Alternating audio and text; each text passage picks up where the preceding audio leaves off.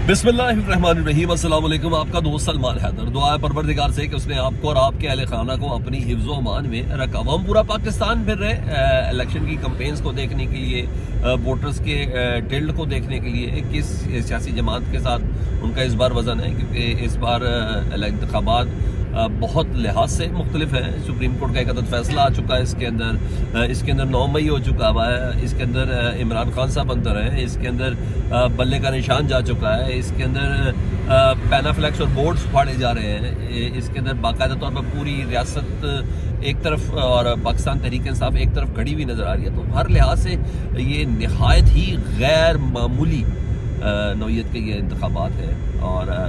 और इस गैर मामूली इंतखाबात में आपको पता है सबसे बड़ा सूबा है पंजाब, और पंजाब की ही सबसे ज़्यादा नशस्तें होती हैं कौमी असम्बली में। और ये आम राय नहीं बल्कि ख़ास राय भी यही है कि इस वक्त जब मैं आपसे बात कर रहा हूँ तो मैं खैबर पख्तूनख्वा में मुख्तलिफ हल्कों के पे जा रहे हैं, लोगों से बात कर रहे हैं, प्रोग्राम रिकॉर्ड्स हो रहे हैं, सब हो रहे हैं। तो इन हालात में भी ना पंजाब की तरफ फोकस बहुत ज़्यादा है। और अब जबकि ऐलान कर दिया है इमरान खान साहब ने बाकायदा तौर पर कि इतवार के रोज़ से हम पंजाब में पाकिस्तान में अपनी इलेक्शन कैंपेन का आगाज़ करने जा रहे हैं। और तमाम ना सिर्फ रहनुमाओं को कहा है कि आप अपने हल्कों के अंदर बाकायदा कैंपेन शुरू कर दें, और बल्कि कारकुनों को भी कहा है कि इतवार के रोज़ से, यानी कमिंग अप इतवार, आज ट्यूसडे है तो देन आफ्टर 4 डेज़ तो आपने आ जाना सड़कों के ऊपर। तो जब इमरान खान साहब का ये ऐलान ही इतनी सराहियत कर गया ना, तो सर खबर ये है कि इलेक्शन इंतखाबात 2024 के सिलसिले में पंजाब भर में दफ़ा 144 लगाने का फैसला कर लिया गया। ठीक है जी, जहाँ कॉर्नर मीटिंग को रोक नहीं सकेंगे, दफ़ा 144 का मतलब ये है ना कि 4 से ज़्यादा अफराद एक जगह पे खड़े ना हो, मगर ये भी केस टू केस वेरी करेगा। और जो मेरे पास खबर ये है कि बेसिकली पाकिस्तान तहरीक इंसाफ की कॉर्नर मीटिंग्स और उनके जलसों को रोकने के लिए, उनके कारकुनों को और स्पेशली सपोर्टर्स को रोकने के लिए जगह पर ये सारी कारकर्दगी क्रैक डाउन का एक नया सिलसिला इसका आगाज़ होने जा रहा है। तो सर इससे ज़्यादा और आप क्या अपने आप को थ्रेट फील करेंगे किसी एक सियासी जमात से कि पंजाब हुकूमत, आपको पता पूरी पार्ट एंड पार्सल है सारे माहौल के अंदर। अभी 2 दिन हुए, 1 साल उनकी हुकूमत का हुआ, ये भी एक नाजायज़ हुकूमत है। पाकिस्तान की तारीख में एक निगरान हुकूमत 1 साल तक चले, तो 1 साल और कर देते वो टेक्नोक्रेट गवर्नमेंट वाला ख्वाब ही पूरा हो जाता पाकिस्तान में। खैर अभी भी कई लोगों के ख्वाब है, तभी मोहसिन नकवी को नए तरीके से सेटल किया गया। पीसीबी का चेयरमैन 18 दिन बाद वो बना दिए जाएंगे, क्योंकि अभी गवर्नर बॉडी के मेंबर तो वो बन गए। लेकिन इस दफ़ा 144 का मतलब ये है कि मज़ीद जैसे कहते हैं हाथ पैर बांध के पाकिस्तान तहरीक इंसाफ को इस इलेक्शन के अंदर उतारने की एक कोशिश है। देखिए उनकी स्ट्रेटजी क्या होती है, काश अदालतें इस पर खुलें। ये है मामलात सुओ मोटो लेने के किसी भी अदालत के लिए, और जाहिर बात है सुओ मोटो है ही प्रोरोगेटिव सुप्रीम कोर्ट का। तो अगर अभी नहीं तो पता नहीं उन्होंने किस मामलात पर सुप्रीम कोर्ट ने सुओ मोटो लेना है कि पाकिस्तान की तमाम सियासी जमातों को इजाज़त होनी चाहिए। बल्ले का निशान ले लिया, टेक्निकल ग्राउंड्स कर ली, जो कुछ मर्जी कर लिया। पाकिस्तान तहरीक इंसाफ से निपटने के लिए 8 फरवरी से पहले दोबारा इंट्रा पार्टी इलेक्शन भी करवाने जा रही है। लेकिन ये जुल्म है, इसके अलावा इसको कुछ भी नहीं कहा जा सकता। दीगर आज है ही अदालती हफ्ता। अभी जिस वक्त मैं आपसे बात कर रहा हूँ तो बहुत सी अदालतों के अंदर केस भी चल रहे हैं। तो सुप्रीम कोर्ट से बाकायदा तौर पर काजी फाइज़ साहब की अदालत से ना ये फील आती, तौहीन से हटकर बात बोल रहा हूँ, एक फील ज़रूर आती है कि वो पाकिस्तान तहरीक इंसाफ के हवाले से ख़ास दिल के अंदर पोर्शन रखते हैं मोहब्बत का ना पाकिस्तान तहरीक इंसाफ से। वो सख्त अल्फाज कहे जाते हैं जिनका उस अदालत उस केस से ताल्लुक़ भी नहीं होता, और बाज़ नहीं अक्सर ऐसा ही होता। और बल्कि ये फील आती है कि पाकिस्तान तहरीक इंसाफ की ना माजी की कारकर्दगी पर ना पाकिस्तान तहरीक इंसाफ को निशान इबरत बनाने का है कि काश मैं उधर होता या ये होता या ये केस होता। तो इस तरह की चीज़ें थी।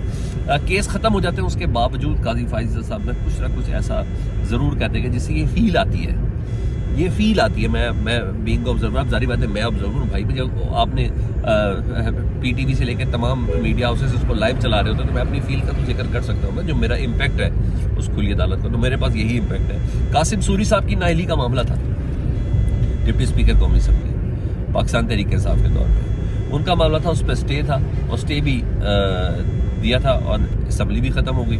और जब असम्बली ख़त्म हो गई तो उनकी रुकनीत के ऊपर था, बेसिकली उनकी अहलियत के ऊपर ये स्टे दिया गया था।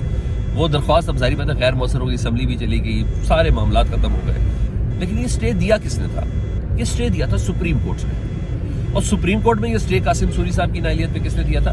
जस्टिस काजी फाइज़ साहब ने। تو جسٹس قاضی فائز صاحب اپنے اوپر ہی آج بھڑکتے ہوئے نظر آئے. اور مگر جو کہا انہوں نے تو یہ قصور قاسم سوری کا تو نہیں تھا نا، تصویر دیا ہوا تھا. تو وہ کہتے ہیں قاضی فائز صاحب کہتے ہیں اس کا مطلب یہ نہیں ہے، قطعاً یہ مطلب نہیں کہ درخواست غیر مؤثر ہو گئی ہے تو سزائیں نہ دی جائیں یا ان سے پوچھا نہ جائے. آپ مائنڈ سیٹ چیک کریں، آپ نے خود ہی دیا ہے اور وقت بھی گزر چکا ہے. ٹیکنیکلی درخواست بھی غیر مؤثر ہوگی، وہ ٹینیور ہی چلا گیا، بعد میں کوئی درخواست ہوتا ہو. بلکہ کہا کہ قاسم سوری ایک سٹیپ اور آگے گئے، انہوں نے کہا کہ قاسم سوری ملک میں آئینی بحران کی ایک وجہ بنے ہیں. تحریک عدم اعتماد کو مسترد کر کے انہوں نے اس بحران کا آغاز کیا. معاملہ کیا ہے اور قاضی صاحب کدھر جا رہے ہیں؟ اچھا، انہوں نے کہا حکم امتناع لے کر قاضی صاحب جو قاسم سوری صاحب ہیں وہ اپنی اسمبلی کی مدت کو انجوائے کیا تھا انہوں نے. اب یہ کیسے غیر مؤثر ہو سکتی ہے؟ اور اپنے ہی ادارے کے اوپر سوال کا نشان لگایا جسٹس قاضی فائز صاحب نے. انہوں نے کہا کہ سپریم کورٹ میں کوئی حربہ استعمال ہوا، یعنی کیس دیر سے لگانے کے لیے کہ آج میرے پاس آیا، یعنی کوئی نہ کوئی ہے چیز. اور مزید انہوں نے کہا لگتا ہے سپریم کورٹ کے اندرونی سسٹم میں ہیرا پھیری کی گئی ہے، کہ اس طریقے سے کوئی انڈرسٹینڈنگ کی گئی ہے سپریم کورٹ کے رجسٹرار کے آفس میں یا کسی کے آفس میں، جس کی بنا پر باقاعدہ طور پر نہیں اس کیس کی ہیرنگ کی گئی. تو بہرحال انہوں نے کہا کہ میں نے اس کیس کو چھوڑنا نہیں ہے، اور ذاتی حیثیت میں قاسم سوری صاحب کو اگلی سماعت پہ انہوں نے طلب کر لیا کہ ذاتی حیثیت میں وہ آ جائے. تو وہ اس معاملے کو فکس کرنے کے چکر میں ہے تاکہ وہ تحریک عدم اعتماد والا سینیریو بھی اسی کے اندر رگڑے میں آ جائے. کم از کم ایک بار قاسم سوری اگر قائل ہو جائیں گے نا تو ایک سکون رہے گا کہ عدم اعتماد کو جس نے مسترد کیا تھا کہ وہ بندہ ہی اب الیکشن لڑنے کے لیے اہل نہیں. تو زبردست چیز ہو سکتی ہے. ادھر جسٹس بابر ستار صاحب بھی اڑ گئے، اور آپ کو پتہ ہے، اور سنگین نوعیت کا معاملہ ہے ایم پی او کے تحت گرفتاریوں پر، جس پہ انہوں نے منع بھی کیا تھا. شہریار آفریدی اور شاہنامہ گلزار والا یہ معاملہ تھا، تو ان کے اوپر اس کے باوجود ان کی گرفتاری کی، ان کو ایم پی او کے تحت رکھا گیا تھا. تو توہین عدالت کی کارروائی کا آغاز کر دیا گیا تھا. تو ڈپٹی کمشنر اور ایس ایس پی صاحب کے اوپر نا، تو ڈپٹی کمشنر کے وکیل ہیں شاہ خاور صاحب. جی ہاں، شاہ خاور صاحب یعنی ڈپٹی کمشنر شاہ خاور صاحب کے ذریعے کہہ رہے ہیں کہ ہمارا کیس کسی اور عدالت میں لگایا جائے. جسٹس بابر ستار صاحب نے نا اس کیس کے اندر اپنے کامنٹس دے کے نا اپنا ذہن بتا دیا کہ میں اس کس حد تک لے کے جانا چاہ رہا ہوں. تو بابر ستار صاحب کہتے ہیں کہ نہیں، آپ کو اس کیس کے مستقبل کا جس طرح مرضی اندازہ ہو، ڈپٹی کمشنر کی یہ خواہش نہیں ہے کہ اس کی مرضی سے کیس کہیں منتقل کیا جائے. جو مرضی درخواست دے دے، جو مرضی کر لے، یہ کیس کسی اور عدالت میں منتقل نہیں ہوگا. میرے کامنٹس پر، میرے فیصلے کے اوپر آپ کسی اور عدالت میں جا کے چیلنج کر لیں. پولیس افسر کسی گریٹ گیم کا مہرہ بن جائے، سوال ہی پیدا نہیں ہوتا. میں اس معاملے کو انجام تک پہنچاؤں گا، اور ونس فار آل اس کو انجام تک پہنچنا چاہیے. جو بدماشیاں ہو چکی ہے نا پچھلے چند مہینوں میں ایم پی اوز کے تحت عدالتی حکم کی جو توہین ہوئی ہے، جو روندا کیا، بلکہ عدالت کے منہ کے اوپر جو جوتے رکھ کے لگائے نصیحت کیے گئے ہیں کہ بغیر کسی قانون، بغیر کسی گناہ، بغیر کسی تقسیم کے آپ نے لوگوں کو گرفتار کیا ہے. ونس فار آل، چاہے ڈی سی او، ایس ایس پی ہو، باقاعدہ طور پر ان لوگوں کا ایک بار نشان عبرت بننا بہت ضروری ہے. نہیں تو پہلے بھی کچھ سمجھ نہیں آ رہی، آگے بھی ہمیں کچھ سمجھ نہیں آنی کہ جس کا جو چاہے جیسے مرضی چاہے کر لے. ابھی تک 9 مئی کے جو بندے اندر ملزم ہیں وہ کنوکٹ ہی نہیں ہوئے، ان کے جسمانی ریمانڈ ختم ہو گئے، بار دے کے ختم ہو گئے. ابھی تک بھائی ان کو پیش ہی، ان کو کوئی جسے کہتے ہیں نا کوئی کسی قسم کی کوئی ایف آئی آر کی کچھ تو منطق دے دیں، کچھ تو پتہ چل جائے، کوئی چارج شیٹ تو سامنے پیش کر دیں.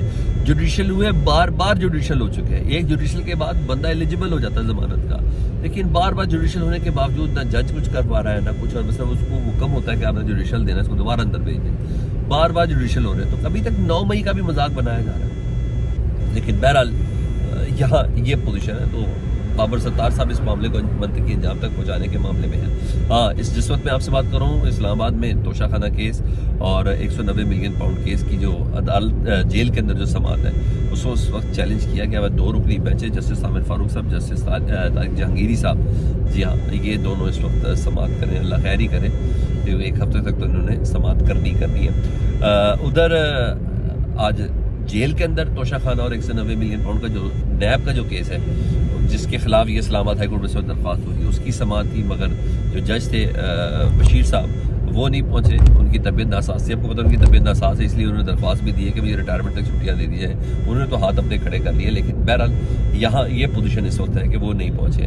تو دیکھیں یا تو نیا جج آئے گا بہت تیزی سے سماعت ہوگی، یا مجھے نہیں لگتا کہ یہ کیس مجھے لٹکتا ہوا نظر آ رہا ہے کہ یہ کم از کم الیکشن کے سے پہلے تو اس کیس کی سماعت ہوتی ہوئی مجھے نظر نہیں آ رہی۔ سائفر کیس کے بنیادی گواہ ہیں، یہ سب سے اہم اور بنیادی گواہ جنہوں نے سائفر لکھا تھا پاکستان میں، امریکہ میں مقیم پاکستانی سفیر اسد مجید صاحب۔ تو اسد مجید صاحب نے آج اس وقت جس وقت میں آپ سے بات کروں اپنا بیان ریکارڈ کروا رہے ہیں، حالانکہ 164 کے بیان میں انہوں نے یہ کہہ چکے ہوئے پہلے کہ کوئی سازش کا عنصر نہیں تھا اس سائفر کے اندر۔ دھمکی کے اوپر تو ظاہر ڈی مارش کے اس کو تو انکار نہیں کر سکتے، سازش کے عنصر کو انہوں نے اس کی نفی کی۔ بہرحال یہ بیان بہت زیادہ اہم ہوگا کیونکہ بیان اس کیس آدھی سے زیادہ ہوا تو اعظم خان صاحب نکال چکے ہیں۔ اب دیکھتے ہیں اسد مجید صاحب کیا کہتے ہیں، وہ آج ہے۔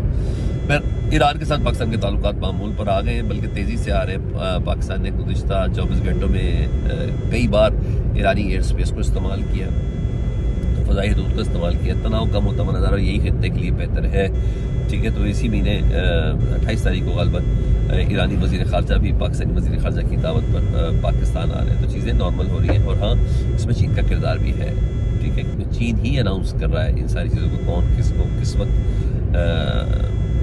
پاکستان کے دورے یا ایک دوسرے ممالک کے لیے تحریر کے معاملہ چلیں گے۔ تو کل چین کی طرف سے بھی ایک پریس ریلیز آئی بھی ہے۔ تو یہ سر اس وقت چل رہا ہے، اور سسٹم کہیں نہ کہیں بتاتا ہے کہ میں زندہ ہوں، اور کہیں نہ کہیں اپنی مردگی کا فاتحہ پڑھتا ہوا بھی نظر آ رہا ہے۔ لیٹس سی، جب تک ہے ہم زبان تو چلائیں، اس کا ہم یہ تو کر سکتے ہیں۔ آپ کمنٹ سیکشن کر سکتے ہیں اور اس میں مجھے میسج کر سکتے ہیں۔ اپنا بہت زیادہ خیال رکھیں۔ اللہ صلی علی محمد و آل محمد۔